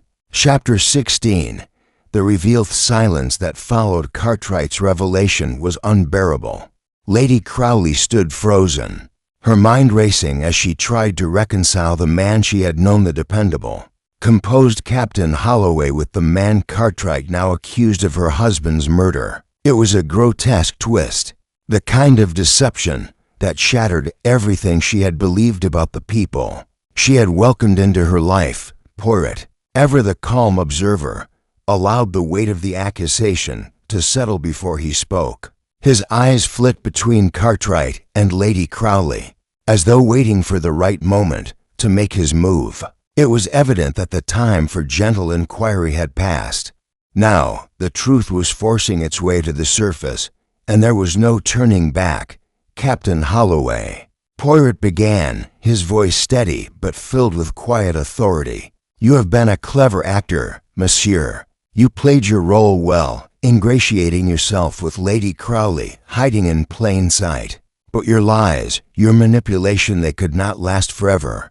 It was only a matter of time before your past caught up with you." Cartwright recoiled at the weight of Poirot's words, his breath shallow as though he were gasping for air. "I didn't want this," he muttered, his voice cracking. "I never meant for it to get out of hand. It was supposed to be a simple arrangement. I thought I could control it." Lady Crowley's chest tightened as she struggled to comprehend the depth of Cartwright's confession. "You helped him," she said, her voice trembling. "You helped Holloway kill my husband?" Cartwright nodded, his face pale, his hands trembling at his sides. "I thought I was protecting the family. Your husband, he had become too entangled with the wrong people. I was trying to save him. And Holloway, he was just a tool. He was willing to do anything to protect his own interests." "Who were these people, Cartwright?" Lady Crowley asked, her voice rising with urgency. "Who was your husband working with?" Cartwright swallowed hard. "I don't know their names, but they were dangerous, powerful men, people who could ruin anyone they wanted. Your husband had become involved in a scheme, something I couldn't fully understand. All I knew was that he had crossed them, and it was only a matter of time before they came for him. Holloway was supposed to keep everything quiet." Poirot's sharp gaze never left Cartwright's face. "But instead of helping, you allowed a murder to take place. You allowed your so-called friend to die at the hands of a man you've been protecting all along." Why? Cartwright flinched at the question, his face contorted with guilt. "I didn't think it would go that far. I thought I could control Holloway, but I was wrong. The debts, the threats, it all got out of hand. When your husband died, it was too late for any of us. I wanted to make sure that no one else would get hurt, but I failed." Poirot's eyes hardened, and he turned toward Lady Crowley. "Madam, this man's actions have cost you dearly. He has placed the blame on Captain Holloway. But there is more to this than just a simple act of murder. This is a conspiracy, a tangled web of lies and manipulation." Lady Crowley felt as though the world had tilted beneath her feet. The realization that Cartwright had not only been complicit, but had actively worked to cover up her husband's death was too much to bear. She felt the crushing weight of betrayal, her heart heavy with grief and anger. Poirot stepped forward, his voice quiet but unwavering. Now, we must confront Holloway. The time for secrets has passed. We know who he is, and we know what he has done. It is only a matter of time before he slips up, before he tries to make his escape. Lady Crowley looked at Poirot, her eyes filled with both fear and determination. Do you think he will run? Do you think he will try to flee? Poirot nodded. Yes, madam. Holloway is a man who thrives on control. But now that his lies have been exposed, he will do anything to avoid facing the consequences. And that, I believe, will be his downfall. As the words left Poirot's mouth, the door to the drawing room opened, and a figure stepped inside. Lady Crowley's heart skipped a beat as she looked up to see Captain Holloway himself standing there, his face grim and his eyes filled with a mix of defiance and fear. Well, Poirot, Holloway said, his voice tight with barely contained rage. I suppose you've figured it out, haven't you? But you're too late. Poirot turned toward Holloway, his expression cool and calculating. It is never too late for the truth, monsieur, he replied. And the truth has a way of finding its way to the surface, no matter how hard one tries to bury it. Holloway's eyes flicked to Lady Crowley, and she could see the coldness in them, the realization that he had no more lies to hide behind. You should never have involved yourself in this, he said, his voice low and dangerous. You could have walked away, gone on with your life, but now you'll have to live with the consequences. Lady Crowley felt a shiver run down her spine. Holloway's words were chilling, but Poirot's unyielding gaze remained focused on him undeterred. You can't run, monsieur, Poirot said firmly. Your lies have caught up with you. The truth is here, and it will expose you for what you truly are. For a long moment, Holloway remained silent, his jaw clenched tightly. Then, with a sudden movement, he turned on his heel and headed for the door. But Poirot was quicker. He moved with unexpected speed, blocking Holloway's path before the man could escape. You cannot run anymore, Poirot said, his voice unwavering. The final piece of this puzzle has fallen into place. And now, monsieur, it is time to face the consequences. The room seemed to hold its breath as Holloway stood still, his eyes flicking toward the door. It was clear now he was cornered. The game was over. The killer had been unmasked. Chapter 17. Outcome, and Justiceth room was tense, thick with the weight of impending revelations. Captain Holloway stood before them, his back pressed against the wall, his breathing shallow and rapid. Lady Crowley, poised on the edge of disbelief and anger, watched the man who had so casually been a part of her life. Now, the truth was impossible to ignore, and yet, in his eyes, there was something else, a glimmer of something she had never seen in him before. Fear. Poirot stood in the center of the room, the light from the fireplace casting long shadows across his sharp features. His posture was relaxed, but there was a quiet authority in his presence. He had seen it all, pieced together the puzzle with precision, and now, at the precipice of the truth, he did not flinch. Do you really think you can walk away from this, Captain? Poirot asked, his voice calm but filled with an unyielding certainty. Holloway's jaw tightened, his fists clenched at his sides. I've already told you everything. What more do you want from me? His voice was raw, desperate. I did what I had to do. I never wanted it to go this far. Lady Crowley's breath caught in her throat. What do you mean, you never wanted it to go this far? You killed my husband, Holloway. You manipulated us all. You took a life, and now you stand here, acting as though you were the victim. Holloway's eyes flicked to Lady Crowley, and for a brief moment, the full weight of control he had been desperately clinging to faltered. He looked almost regretful, but then, that flicker of emotion disappeared as quickly as it had come, replaced by the cold, calculating look that had always masked his true nature. I didn't want to kill him, Holloway said, his voice barely above a whisper. I didn't want any of this. But your husband, He was tangled in something he couldn't get out of. I was trying to protect him, protect myself, but things went wrong. People got hurt. I never wanted this to happen. Poirot took a step closer, his eyes never leaving Holloway. And yet, monsieur, here we are. A life lost, many lives changed forever. The debt your late husband owed was not just monetary, it was his life. A price paid to those who do not forgive. But in the end, it was you who pulled the trigger, monsieur. And it is you who will face the consequences. Lady Crowley's mind raced. She had known there was more to Holloway's story, more to the web of secrets that had surrounded her husband's death. But hearing the man finally admit to his actions was both a relief and a horror. The truth was out, but the weight of it was unbearable. I tried to protect him, Holloway repeated, his voice growing more frantic, more panicked. Your husband was in too deep. I didn't want him to die. But there was no other choice. They were going to kill him if I didn't step in. And if I didn't, Holloway broke off, his breath coming in ragged gasps. I couldn't let it happen. I couldn't lose him. Lady Crowley's eyes widened, a sudden realization dawning on her. Holloway hadn't killed her husband out of malice or for money.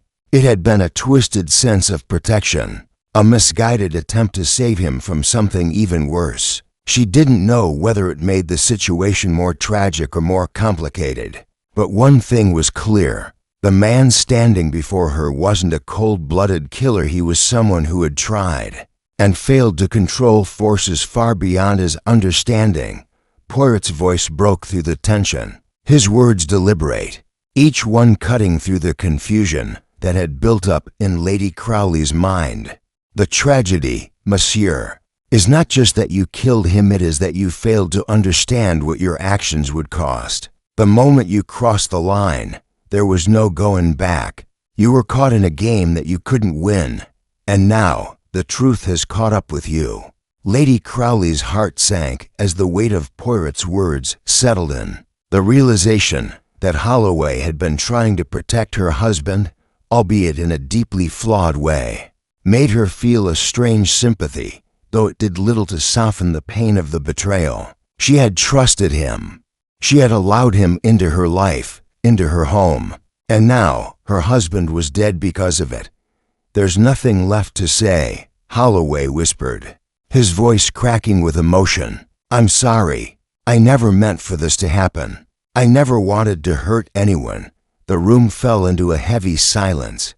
Lady Crowley could hear the soft crackling of the fire, the rustle of Poirot's coat as he moved toward the center of the room. The man who had once been a part of her life, someone she had respected and trusted, stood before her broken, remorseful, but still the killer.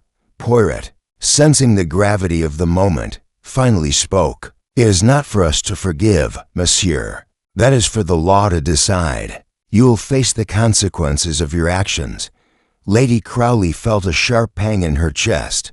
She had longed for closure, for the truth, but now that it had arrived, she was left with a hollow emptiness. Her husband was gone, and the man who had killed him was standing right before her, remorseful but unchanged. The pain was as raw and fresh as it had been the day she had learned of his death. Poirot turned to Lady Crowley, his expression softening for the first time that night. Madam, the truth has been revealed. The guilty will face justice, and the past, though never forgotten, will be allowed to rest. But remember, you are not alone. You have the strength to move forward. You will rebuild, just as the truth has been rebuilt from the shadows. Lady Crowley nodded slowly, the first spark of resolve flickering in her heart. The past could never be erased, but the future was still hers to shape. It was time for her to let go of the darkness that had haunted her for so long. As Poirot turned to leave, Lady Crowley's voice rang out in the stillness. Thank you, Poirot, for everything. He paused at the door, giving her a small, reassuring smile. It was my privilege, madam. The truth, after all, is the most powerful weapon we have. And with that, Poirot walked into the night, leaving behind a woman who had faced her greatest sorrow and found a way to face the future, no longer alone, but stronger for it. Chapter 18. The closing remarked quiet of Crowley Manor had returned, but it was not the same as before. The atmosphere had shifted, as if the walls themselves had absorbed the secrets and the pain of the past few days. Lady Crowley stood by the window, staring out at the mist that lingered over the grounds. It was an odd, almost ethereal fog, one that seemed to echo the uncertainty that still clung to her heart. Poirot had departed quietly as he had arrived. He had done what he had come to do, revealing the truth, unmasking the murderer, and setting the course for justice. But Lady Crowley knew that the truth, no matter how powerful, could not always heal the wounds it left behind. Justice would be served, yes, but in the wake of it, what would remain? A sense of closure, peace, or would the shadows linger? She sighed, running a hand through her hair as she turned away from the window. There was so much she still had to process, so much she still had to understand. But as the fire flickered softly in the hearth behind her, there was a part of her that felt a measure of relief. The truth had been uncovered, and though it had cost her more than she could have imagined, it was finally here, in the open, where it could no longer haunt her in silence. A soft knock on the door interrupted her thoughts, and she turned, surprised. It was the butler, Smith, his usual composed expression replaced by one of quiet concern. "Madam." "A moment," Smith said gently, stepping inside without waiting for a response. He carried a letter in his hand, his gaze lowering slightly in respect. Lady Crowley's brows furrowed. A letter, at this hour? She had expected no more visitors, no more revelations. Smith placed the envelope gently on the desk, but instead of leaving, he lingered. "It was brought just now by a messenger, madam. I thought it best you receive it."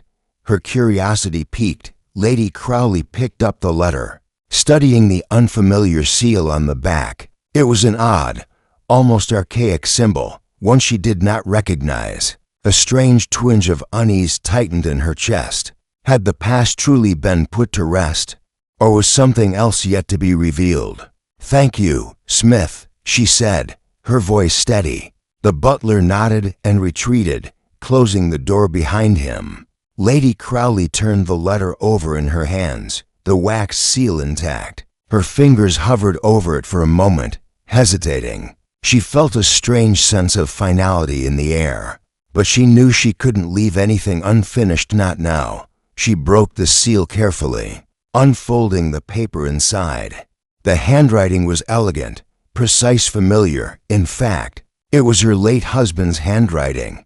The letter read, "Dorothea, by the time you read this, I will be gone. There's no way to explain fully what has transpired, nor do I wish to cause you further pain.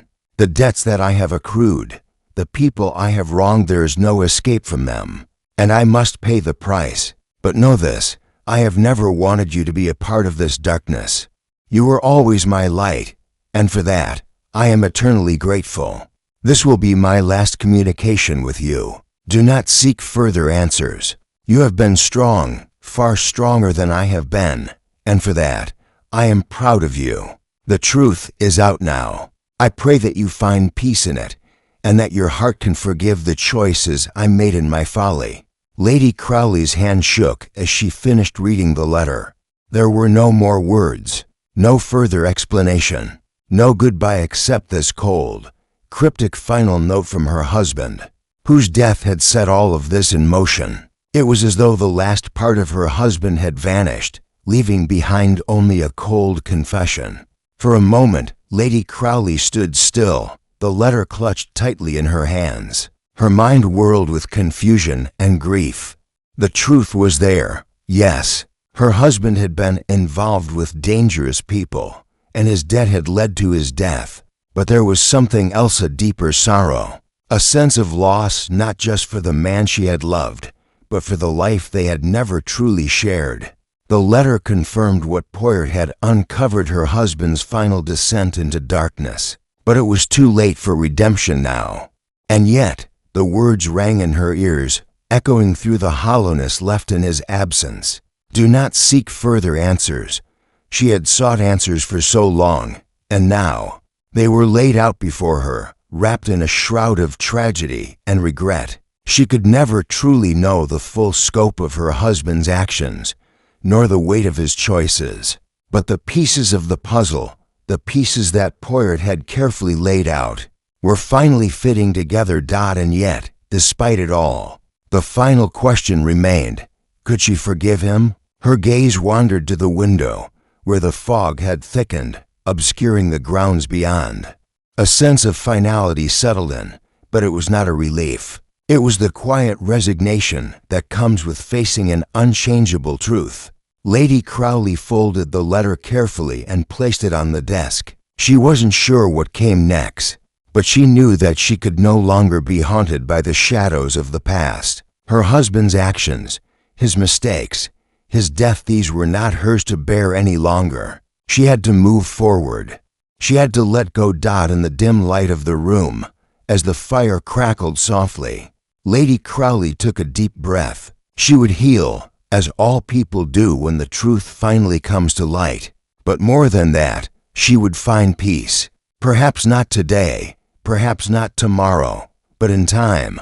With a final glance at the letter, she rose from the desk. The past would never be forgotten, but it was time for her to walk away from it. It was time to live again.